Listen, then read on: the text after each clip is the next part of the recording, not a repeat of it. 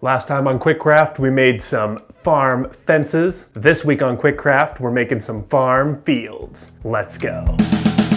This is sick though, right? Pretty cool.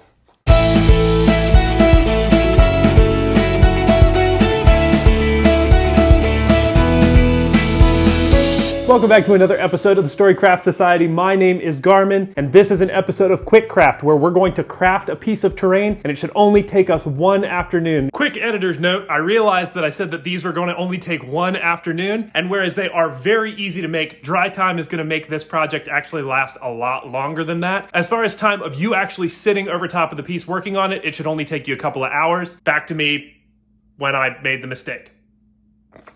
And this week we're going to be tackling something that I've actually been getting a decent amount of requests for, which is these farm fields. Now, I wanted to make kind of more of an in-depth video on how to make a really realistic looking, exciting, in my opinion, exciting farm field. But everybody is talking about these, and the truth of the matter is they are so simple and easy to make. I felt like it just was a perfect opportunity to throw it into this series and make it a quick craft. So let's just dive into it. Let's knock it out. Let's go.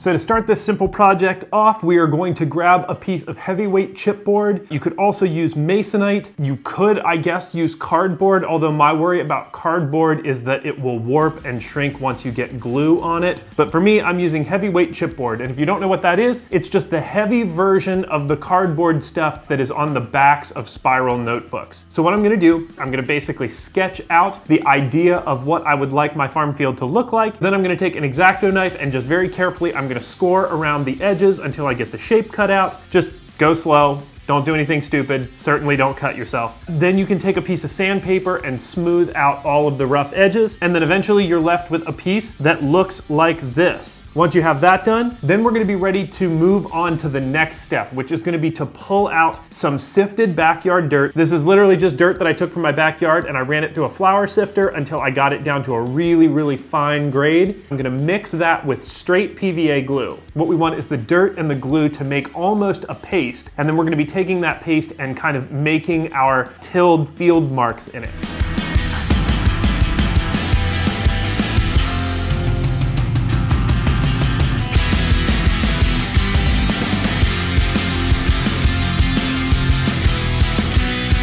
So now that this starts to look like a freshly tilled field, we are gonna take and we're gonna get just the end of a paintbrush. Typically the thinner, the better. So then what we're gonna do is we're gonna take and we're just gonna start dragging this along the length of our piece, starting to carve in the freshly tilled crop lines.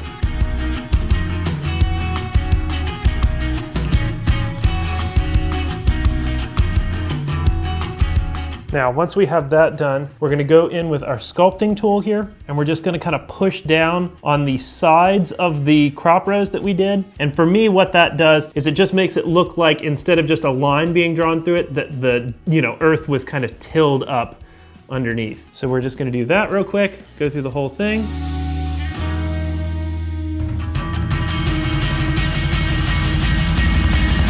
So this is what your piece should look like once it is finished and starting to dry. This is gonna take forever for it to get all the way dry, so just make sure that you let it get the full dry time that it needs. Probably it's gonna be overnight. So we'll pick this up in the morning. The next day is here and our piece has dried, but it looks as though we have a problem. Dun, dun, dun. So, your piece may have warped overnight. This chipboard definitely has a tendency to do that. The good news is, no harm, no foul here. Here's how you fix it. All you need to do is go to the edge of a table and lightly flex your piece against the corner of the table. Now, the trick is do not overflex this. Just go nice and slow and back and forth. And if you do this 3 or 4 or 5 times, your piece will eventually lose that curvature. It won't be quite as warped. A little tiny bit of cracking can be a good thing. That's just, in my experience, loosening up the chipboard a little bit and kind of breaking the glue up underneath, because the glue is what made it warp. But a lot of cracking is bad and you surely don't want to break your piece. Just a little bit of that, and then much less warped. Once you've got any warping issues fixed, I mean, cross your fingers and hope that you don't have any, but if you do, get them fixed. And then now it's time to move on to our base coat. So I'm gonna be using a black Magic Craft base coat here, which is just a 50-50 mixture of black acrylic craft paint and matte Mod Podge. And what we're gonna be doing is putting that all over the piece. That's going to serve both as our base coat, which is gonna get this thing all black and ready to be painted up, and also it's gonna add some strength to the piece. Then we're gonna be moving on to paint.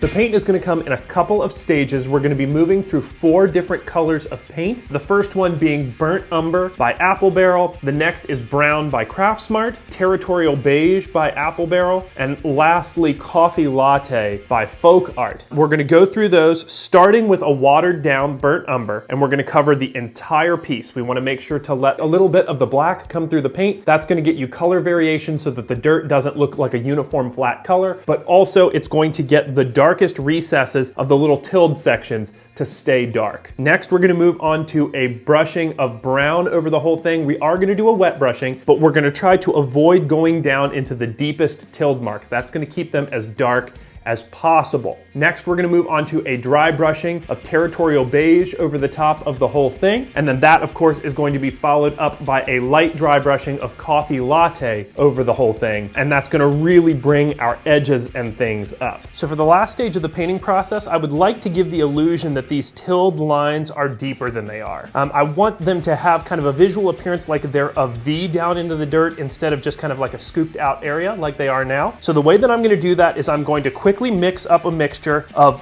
1 part black paint to 3 parts burnt umber to 2 parts water. Mix that up really quick. I'm going to take it and I'm just going to start kind of painting a line down the center. It doesn't have to be too neat, but because you watered it down this much, it should settle right to the bottom and give the illusion that these lines are just a little bit deeper than they actually are.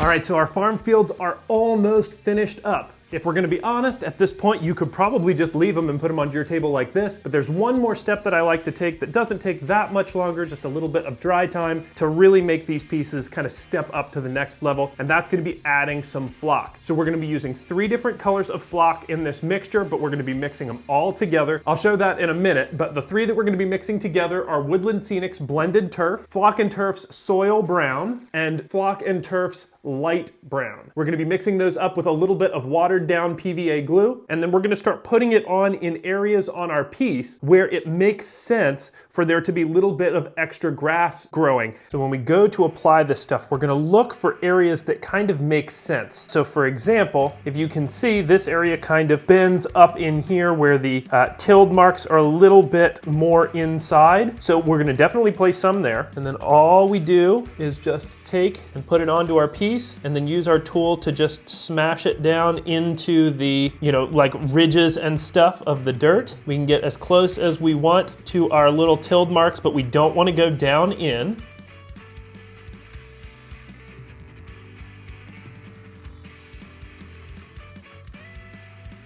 And then once you get kind of an area done, you want to leave a little small patch where there's nothing so that it kind of breaks the piece up a little bit visually. At least for me, I don't think it looks right when it's got solid border of grass the entire way around. It looks like there'd be some patchy areas. Another little side tip that's pretty useful is that like this edge was pretty flat. It was one of those things where I didn't like it a whole lot because it looked a little bit unnatural. You can use this kind of thing like a flock to break up that edge so visually you aren't seeing how flat it is because your eye is more drawn to the grass at this point.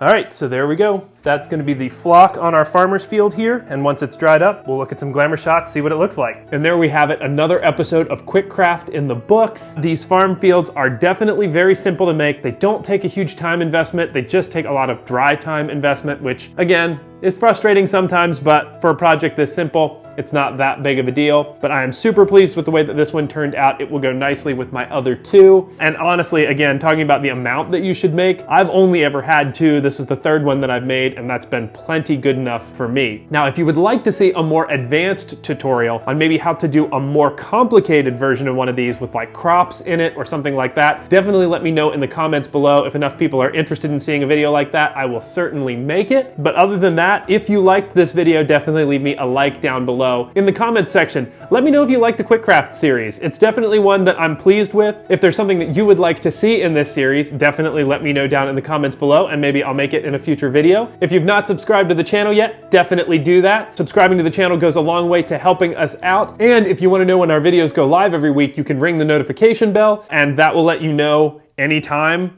we release a video. But other than that, I have nothing else for this video, so until next week, I'll be seeing you. And what we're going to do is we're going to be, that's going to serve, we're going to be moving through of the black come through the paint, and flock and turfs. All right, and there we have it, and there we have it, another episode